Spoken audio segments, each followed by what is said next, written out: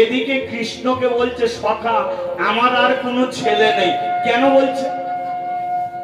কারণ ওই যে রাত্রিকালে চিটিংবাজি করে ফেলে রেখে চলে গেছে।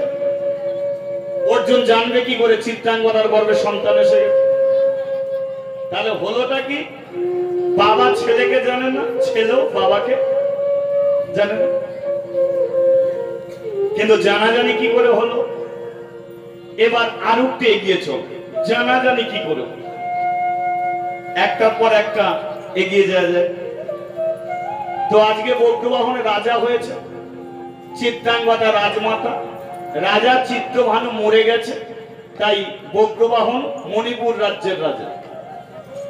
তো বজ্রবাহন একদিন তারই ওই রাজত্বে ঘোরাফেরা করতে করতে হঠাৎ দেখতে পেল সুন্দর একটা ঘোড়া এসে তার রাজত্বে দাঁড়িয়েছে।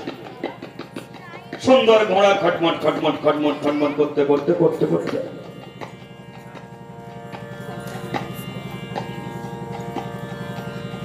আরে এ তো আমার রাজত্বের ঘোড়া নয়, এ তো বাইরে থেকে এসেছে। আরে ঘোড়ার গলাতে আবার সব কাদের নাম লেখা আছে। নামগুলো কি লেখা আছে শুনুন। আমি হস্তিনাপুরের রাজা ধর্মরাজ যুধিষ্ঠির। হস্তিনার বুকে শান্তি ফেরাবার জন্য অশ্বমেধ যজ্ঞের আয়োজন। আমারই যজ্ঞের অশ্ব সারা ভারতবর্ষ ঘুরে বেড়াবে। ভারতে যদি কোনো বীর থাকে তবে এই ঘোড়াটাকে ধরবে। আর জেনে রাখো, ঘোড়া ধরলেই তার সঙ্গে যুদ্ধ হবে। বিনা যুদ্ধে ঘোড়া ফিরিয়ে আনা হবে না, একমাত্র যুদ্ধ করেই ঘোড়াটাকে ফিরিয়ে আনা হবে। এই লিখে প্রথমের হেডিং। তারপরে লেখা আছে 1 নম্বর ধর্মরাজ যুধিষ্ঠির, 2য় নম্বর ভীমসেন, 3য় নম্বর তৃতীয় পাণ্ডব অর্জুন। যেই শুনেছে অর্জুন, বজ্রবাহন মনে মনে চিন্তা করছে, আর এই অর্জুনের রথে সারথি তো কৃষ্ণ। প্রাণটা মারছে। লক্ষ্য করুন যে অর্জুনের রথে সারথি কৃষ্ণ, যে কৃষ্ণ চরণে আমি প্রত্যেকদিন জল দিই, কিন্তু কৃষ্ণ তো আমার বাবার কথা বলেনি। কিন্তু এই অর্জুনের রথে সারথি কৃষ্ণ, তাহলে আমি যদি ঘোড়াটাকে ধরে রাখি তাহলে অর্জুন আসবে, সারথি রূপে কৃষ্ণ আসবে। আর কৃষ্ণ যখনই আসবে সঙ্গে সঙ্গে ছুটে যাব, আর ছুটে গিয়ে তার চরণ দোকানে জড়িয়ে ধরে বলবো, গো হরি গো, কি আমার বাবা, তুমি আমাকে জানিয়ে দাও, আমার বাবাকে তুমি ফিরায়ে দাও, আমার বাবাকে তুমি ফিরায়ে দাও, আমার বাবাকে তুমি ফিরায়ে দাও, আমার বাবাকে তুমি ফিরায়ে দাও। আমি আর তো কিছুই চাই না হরি গো,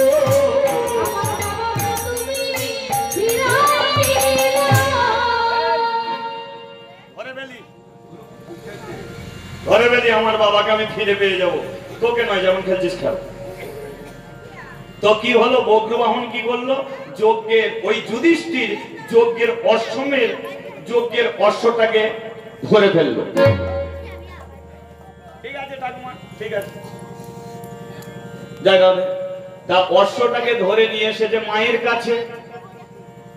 একদম ঘাড় ঘোরাবেন না, তাহলে বুঝতে পারবেন না, একদম মনোযোগ রাখবেন।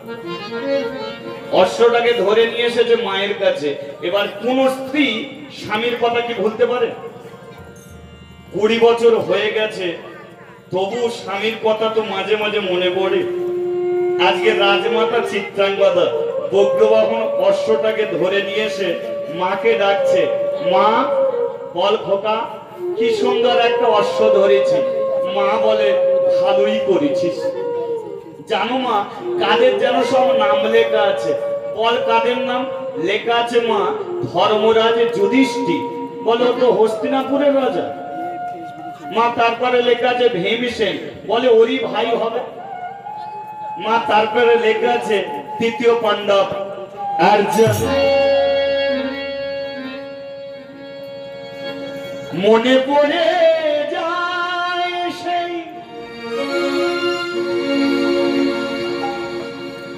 20 বছর আগের কথা,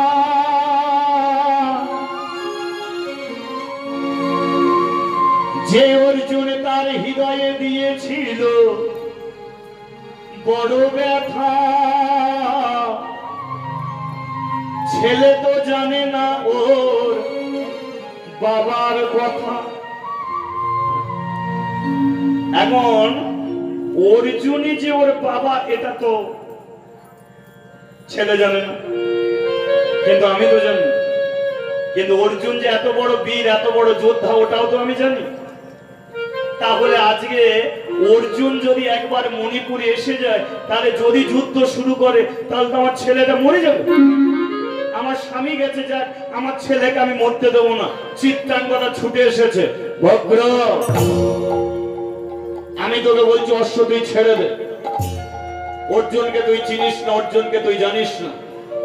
অর্জুনের কারণে মণিপুর ধ্বংস হয়ে যাবে, তুই বাঁচবি না, আমি বাঁচবো না। তাই আমি তোকে জোরাত করে বলছি অশ্ব তুই ছেড়ে দে। যেই বলেছে অশ্ব ছেড়ে দে, বজ্রবাহন টানতে টানতে ওর মাকে নিয়ে এসেছে ঠাকুর ঘরে। মা মা মা বল খোকা। মা কৃষ্ণ চরণ তলে বসে একটা সত্যি কথা বলবে। বল বাবা কি কথা? মা আগে কথা দাও সত্যি। আচ্ছা ঠিক আছে, যাহা বলিব সত্য বলিব, সত্য ছাড়া মিথ্যা বলিব না। আচ্ছা মা, যুধিষ্ঠির কথা বললাম তোমার কিছু হলো না, ভীমের কথা বললাম তোমার কিছু হলো না, কিন্তু অর্জুনের কথা বলতে তুমি কাঁদতে শুরু করলে কেন? অর্জুনের কথা বলতে তোমার চোখে জল নেমে এলো কেন? আমার মন বলছে আমার জন্মের আগে থাকতে তুমি অর্জুনকে চিনতে, আমার জন্মের আগে থাকতে অর্জুনকে তুমি জানতে। আজকে কৃষ্ণ চরণ ছুঁয়ে তুমি সত্যি কথা বলো মা, যে অর্জুনের সঙ্গে তোমার কিসের সম্পর্ক লুকিয়ে আছে? না, বাবা আমার বেঁচে আছে, তুমি হিন্দু ঘরের মেয়ে। বাবা যদি আমার মরে যেত, তাহলে তুমি এমনি করে সিঁদুর পরে থাকতে পারতে না, তোমার হাতে শাঁখা থাকতো না। বাবা আমার বেঁচে আছে, তাই প্রতিদিন তুমি মাথায় সিঁদুর পরো। কিন্তু কার মঙ্গলের জন্য যে তুমি মাথায় সিঁদুর ধরো, এটা আজও পর্যন্ত আমার জানা হয়। কার মঙ্গলের জন্য তুমি শাঁখা পরে আছো, এটা আমার জানা নেই। এই পৃথিবীর মধ্যে আমার বাবা বেঁচে আছে, কিন্তু কি আমার বাবা আজ পর্যন্ত জানা নেই। কিন্তু আজকে আমার দৃঢ় বিশ্বাস আছে, আজকে আমি সঠিক রাস্তায় হাঁটতে পারবো। এই অর্জুন কে? যার কথা বলতে তোমার চোখে জল, যার কথা বলতে তুমি কাঁদতে শুরু করলে। ওরে বন্ধু, আমি তোর বাবার কথা বলবো না। আই দেখো দে, একবারও কি আমি বলছি যে আমার বাবার কথা বলো? আমি তো বলছি না আমার বাবার কথা বলো, আমি তো বলছি অর্জুনের কথা। তাহলে অর্জুনের কথা জানতে গিয়ে তুমি আমার বাবার কথা বলছো কেন? তাহলে আমার কি জন্মদাতা বাবা ওই? আমি তোকে বলবো না। আচ্ছা, তাই কি রান্না করলি? ভাত রাঁধছিস তো? আমা আমা বল খোকা, আজ তোমার কোলে বসে খাও। কেন? কারণ এটাই শেষ খাওয়া। বক্তু তুই কি বলছিস? হ্যাঁ, আজকে তোমার কোলে বসে শেষ খাওয়া খাবো, মানে আমি মরে যাব। বক্তু তুই মরবি কেন? কিসের জন্য বেঁচে থাকবে? কার জন্য বেঁচে থাকবে? কি আমার বাবা আজ পর্যন্ত জানতে পারবো না? পিতৃ পরিচয় আমার নেই, আমি বেঁচে থাকবো, তাই আমি মরবো। চলে যাচ্ছে, যেই চলে যাচ্ছে, চিত্রাঙ্গদা বলে এক প্রতিজ্ঞায় আমার স্বামী চলে গেল, আর প্রতিজ্ঞা রাখতে গিয়ে আমার ছেলেটাও মরবে বলে ঠিক করেছে। হে কৃষ্ণ, তুমি আমার জীবন থেকে কি সব কেড়ে নেবে? সব নেবে না। আজকে আমি প্রতিজ্ঞা ভাঙবো, তাতে আমার স্বামী মরে মরুক, কিন্তু ছেলে আমার বেঁচে থাকবে। এ প্রতিজ্ঞা আমি ভাঙবো। বক্র মা শোন, আমি তোকে সত্য কথা বলছি, তুই কোনো নিজ জাতির ছেলে নয়, তুই কোনো ভীরু কাপুরুষের সন্তান নয়, তোর একটা পিতৃ পরিচয় আছে। শোন, তোকে যে পৃথিবীর আলো দেখিয়েছে সে অন্য কেউ নয়, যে তোকে জন্ম দিয়েছে সে আর অন্য কেউ নয়, তোর জন্মদাতা বাবা হলো ওই তৃতীয় পাণ্ডব অর্জুন। অর্জুন অর্জুন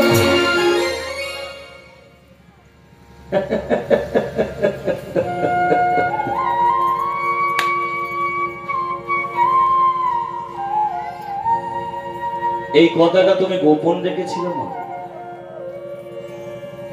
আমার জন্মদাতা বাবা হলো অর্জুন। আমি মনে মনে ভাবতাম আমি ভীরু কাপুরুষের সন্তান, ভাবতাম আমি দৈত্যকুলের ছেলে, কিন্তু আমার বাবা একজন পাণ্ডব বংশধর, আর আমি সেই পাণ্ডব বংশধরের সন্তান বক্রবাহন। আমার বাবা একজন ভারতের শ্রেষ্ঠ বীর। এই কথাটাকে তুমি গোপন রেখেছিলে মা গো। আমার বাবা যদি বীর অর্জুন হয়, আমি মহাবীর বক্রবাহন।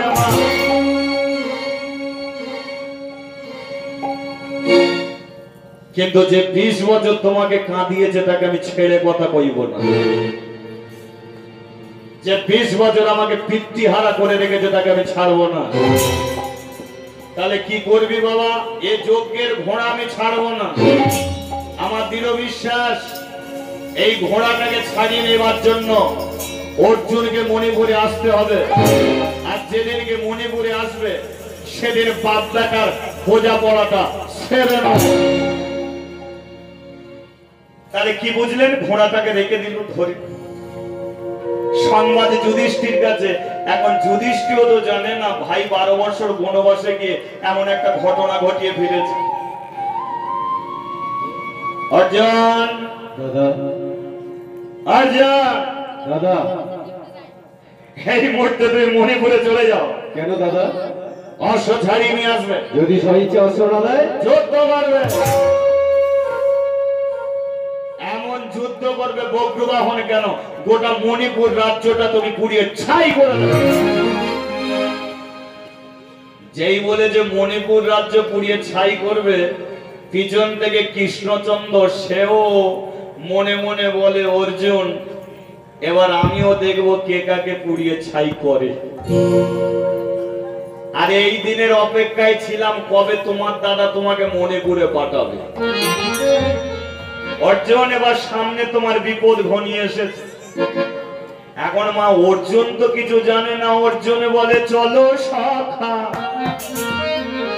এবার মণিপুর মাঝে,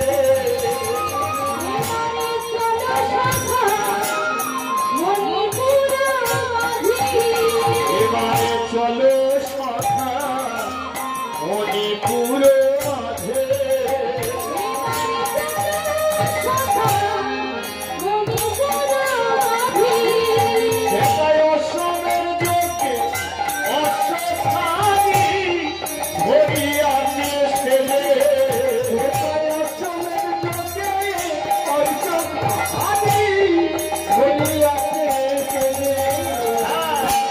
চলো সখা মণিপুর মাঝে,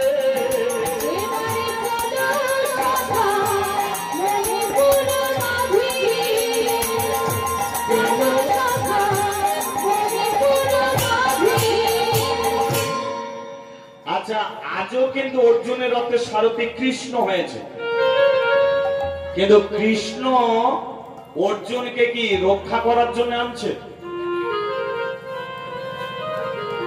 তাহলে আজকের অহংকার চূর্ণ করার জন্য। এখন অর্জুন ভাবছে কৃষ্ণ যখন আছে ও আমার কাছে কোনো ব্যাপার নেই, আর কৃষ্ণ মনে মনে ভাবছে অর্জুন যেটাকে অতি সহজ বলছে ওটা সহজ নয়, আমি তোমার লাল সুইচ টিপবো।